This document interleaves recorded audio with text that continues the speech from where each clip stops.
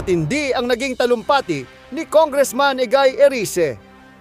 Diretsahan niyang sinabi, "This house is on fire." At ayon sa kanya, ang apoy na ito ay hindi galing sa labas, kundi mula mismo sa loob ng Kongreso. Mabigat ang kanyang pahayag na mismong mga mambabatas daw ang nagpasiklab ng apoy ng korupsyon at kasakiman. Habang nagsasalita siya, ramdam ang bigat ng emosyon, ang galit, ang pagkadismaya, at ang panawagan para sa pagbabago. Tinukoy niya ang mga kabataang nawawala ng tiwala, mga pamilyang nagdurusa, habang ilan ay patuloy na namumuhay sa karangyaan. Isa raw itong malinaw na larawan ng isang bahay na unti-unting nasusunog habang walang kumikilos para apulahin ito. Sa gitna ng kanyang talumpati, hamon ni Erice sa kanyang mga kasama. Linisin ang hanay, panagutin ang mga lumustay at ituwid ang pagkakamali. Wala siyang pinangalanan pero malinaw ang mensahe, panahon na para harapin ang katotohanan. At dito, nag-ugat ang malakas na reaksyon ng publiko. Marami ang sumang-ayon, may ilan ding kumuwestiyon, ngunit iisa ang napansin ng lahat. May tapang at bigat ang mga salitang binitawan. Kung totoo ang sinasabi ni Congressman Erice, isa itong makasaysayang panawagan para sa malinis at tapat na pamahalaan. At kung hindi, isa pa rin itong paalala na ang tiwala ng taumbayan ay apoy na kapag sinindihan, mahirap nang apulahin. Dear colleagues, nasusunog po ang ating bahay. This house is on fire. Yes, Madam Speaker, this house is on fire. At ang masakit na katotohanan, tayo mismo ang nagsindi ng apoy na ito. Noong mga nakaraang kongreso, may mga apoy na. Ngunit sa 19th Congress, sadyang pinasiklab ang dambuhalang sunog. At ngayon, naglalagablab na rin ang galit ng sambayanan. Lalo na ng mga kabataan. Pakiramdam nila, sinusunog natin ang kanilang kinabukasan. Nakikita nila ang walang habas na pandarambong sa kabila ng kanilang kahirapan. Lumulubog sila sa baha at tanong nila ang kawalan ng gobyerno na dapat sa kanila'y nangangalaga. Samantalang ang mga pinuno at mga pamilya nila ay lantaran ng karangyaan at kapritsyo, Mr. Speaker, Madam Speaker. Kaya't nadadamay po ang lahat.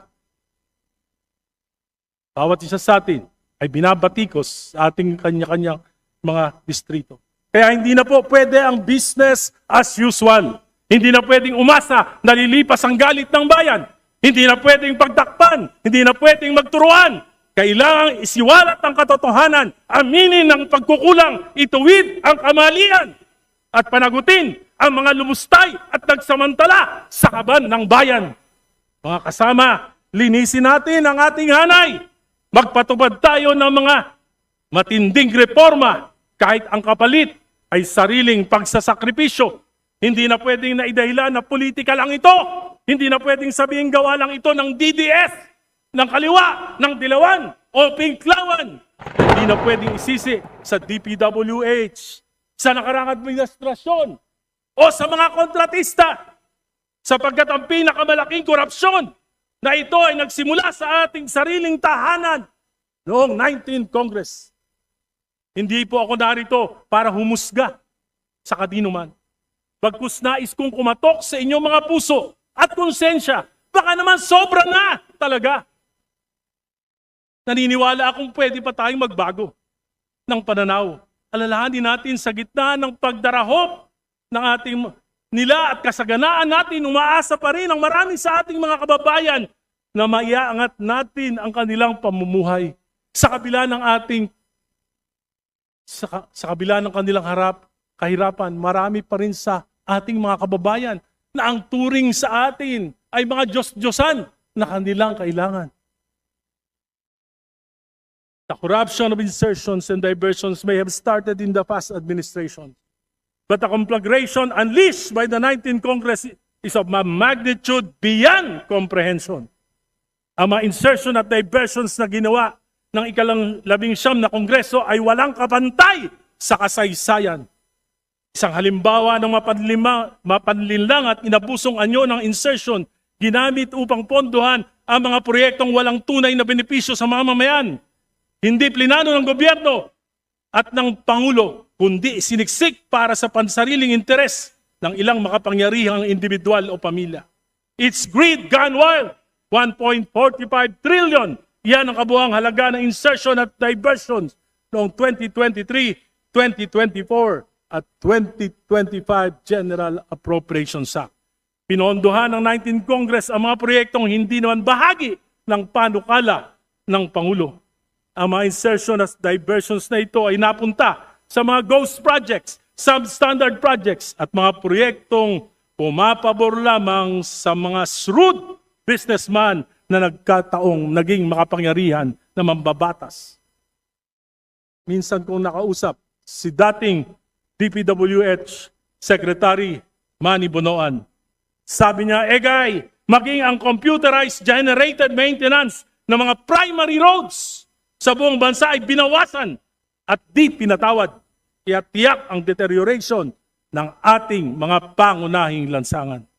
Mga insertion na ito ay lumalabas, ibinebenta na hanggang 30%.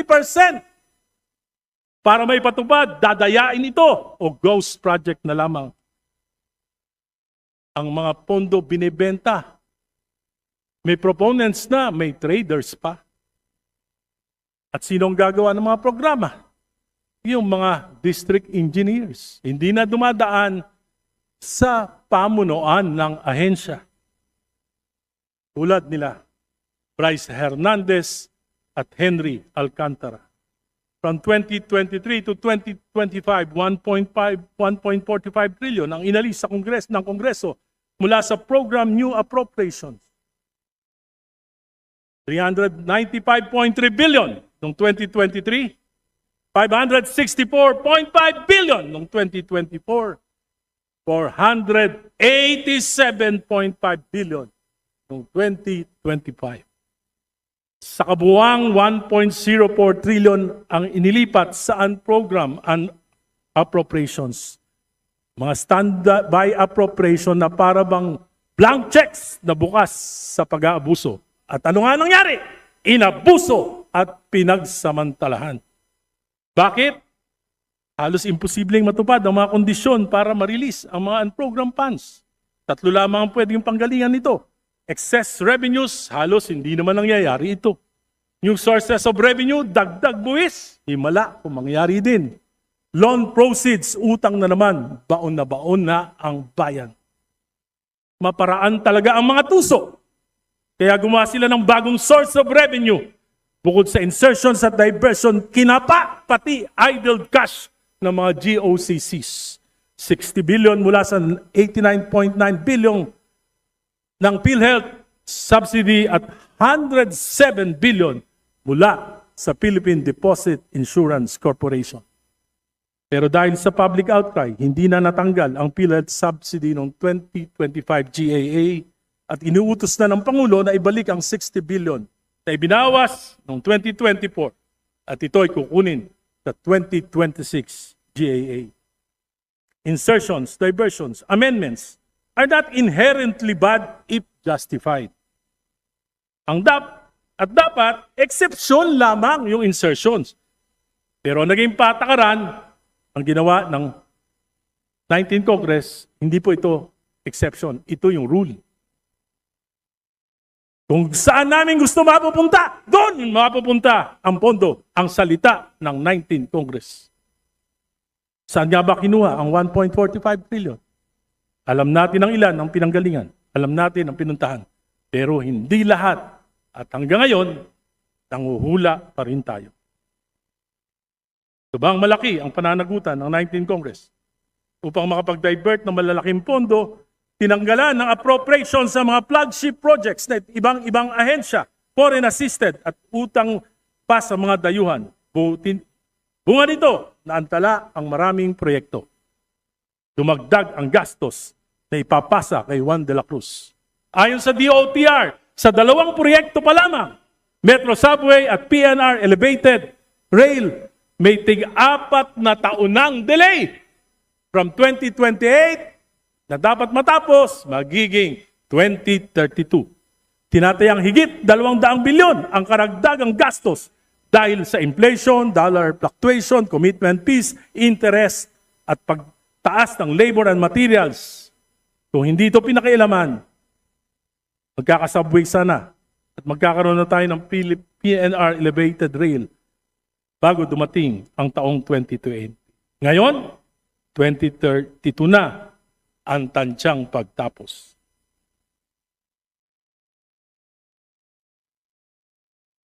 Mr. Speaker, colleagues, let's be honest. The 19th Congress practically stole the President's budget. At hindi ko maisip kung paano nangyari na 3 sunod-sunod na taon under the noses of the DBCC. Sa mga susunod na araw, linggo, buwan, mas marami pang baho at kasuklam na pangyayari ang lalabas. Mas malalim, mas matindi. Kahit itigil ang mga investigasyon, bayan na mismo ang maglalantad ng katotohanan. Kaya hindi na pwede ang business as usual. Mga kasama, kung inaakala nating huhupa ang galit ng bayan, kung iniisip natin na malilimutan din ito ng sadyang makakaliputing mga Pilipino, nagkakamali tayo.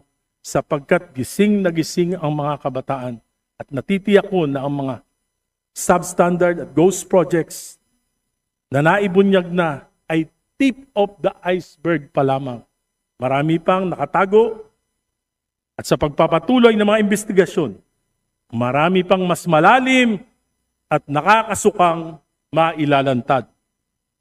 Bilang mga halal na kinatawan sa atin, dapat manggaling ang pagtatama at pagbabago. Kailangan natin ng reformang magpapahupa sa galit at kawalan ng tiwala. Kailangan palisin natin ang tingin nila sa atin na tayo ay mga buhaya at buitre. Hindi lang sakim sa salapi, kundi pati sa kapangyarihan. Kung mananalamin lamang tayo at magbubulay-bulay, makikita natin sa kabila ng ating tikas sa ating mga posters noong nakaraang halalan, ay may balot ng kadiliman na kumukulob sa ating mga larawan ngayon. Huwag na nating hintayin na ang mamamayan mismo ang mag-aklas o ang kasundaluhan ang gumawa ng mga bagay na yayanig sa ating demokrating kung pamumuhay. Kailangan natin ng reformang magpapahupa dito. Bold reforms must emanate from this house. I therefore, with all humility and with nothing in my heart and mind but to help restore faith in our institution through meaningful reforms, though painful to most of us, I offer this call. Ngayon pa lamang, humihingi na ako ng kapatawaran sa inyo, sa mga masasaktan ko. Sana hindi kayo magtanim ng galit.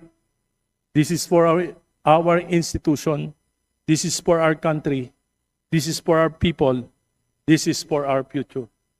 Minumungkahi ko po na magpasa tayo sa lalong madaling panahon ng isang batas na magpapalakas sa Independent Commission for Infrastructure, ICI, na itinatag ng ating Pangulo. Nakausap po ako isang miyembro ng ICI. Siya po ay nawawala na ng pag-asa. Kung siya po ay magre-resign dahil sa kakulangan ng kanilang ng poder, lalo pong mawawala na ng tiwala ang ating mamamayan. Sabi niya po, that without contempt powers, we might as well just task the NBI and the Ombudsman to do the investigation. Hinihingi natin sa ating Pangulo na i-certify ito. At kung kinakailangan natin mag-special session, gawin po natin ito. For the House Committee on Appropriations to submit all the documents relating to the 2023, 2024, and 2025 GAA to the ICC and make it open for public scrutiny. Huwag na nating pahirapan ang ICC. To immediately enact laws that will provide meaningful political reforms like the Anti-Political Dynasty Enabling Law.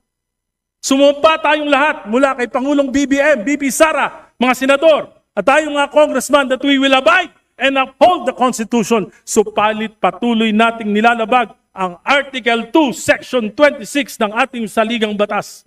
Isinasantabi natin ang tungkulin at responsibilidad na magpasa ng enabling law na inutos sa atin ng saligang batas, sapagkat ito ay laban sa ating interes.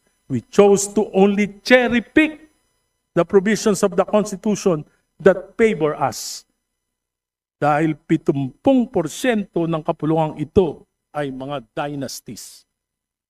Mga dynasties na pinatatag ng pork barrel. Dynasties na pinatatag ng dolouts. Dynasties na pinatagtag ng patronage. Dynasties na pinatagtag ng insertions. Papaluba ng korupsyon.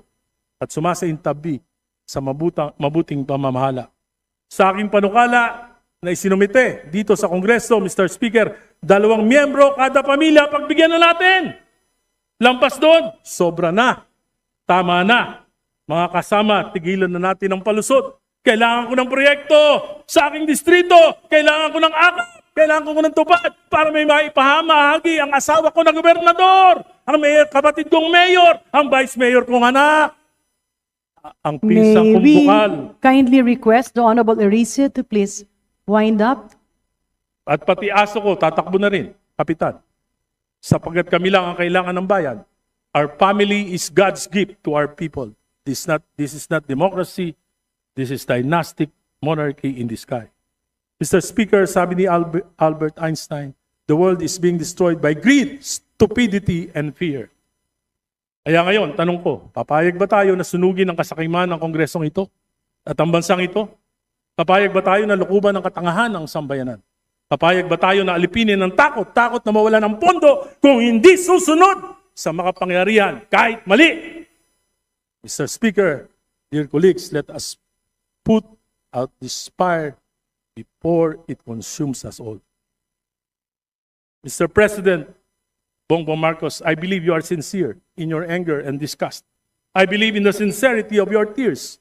But this ain't enough. Bold action would require a will to implement painful political reforms. Isa rito, sundin ang konstitusyon, isama sa legislative agenda ang anti-political dynasty bill kahit laban ito sa interes ng iyong pamilya. Mr. President, put your best foot forward. Ang pinakamainam na pamana ay sakripisyong pansariling interes para sa makasaysayang reforma na hindi nagawa ng pinakademokratikong Pangulo. To Vice President Sara Duterte, lumalaban ba kayo para sa political supremacy ng inyong pamilya o para sa ikabubuti ng bayan? Naniniwala akong politically motivated ang impeachment. Pinangalagaan kayo ng konstitusyon. Suklian nyo naman! Itaguyod nyo ang Article 2, Section 26 kahit mga hulugan ng pagpapaliit ng kapangyarihan ng inyong dynasty, Vice President Sara. Senators, fellow congressman, kung mahal talaga natin ang bansa, oras na para magsakripisyo, bawasan ang taba ng political dynasties. Ayaw ng Pilipino ng taba. Bawasan ang kasopangan, bawasan ang kapangyarihan, lugbok na ang bayan. At dyan nagtatapos ang usapan natin ngayon. Kung may gusto kang idagdag o reaksyon, i-comment mo lang sa baba. Boses mo'y mahalaga. Huwag kalimutang i-like, share at subscribe para sama-sama nating palakasin ang tinig ng bayan. Hanggang sa susunod, tandaan, ang may alam, may laban! Awesome!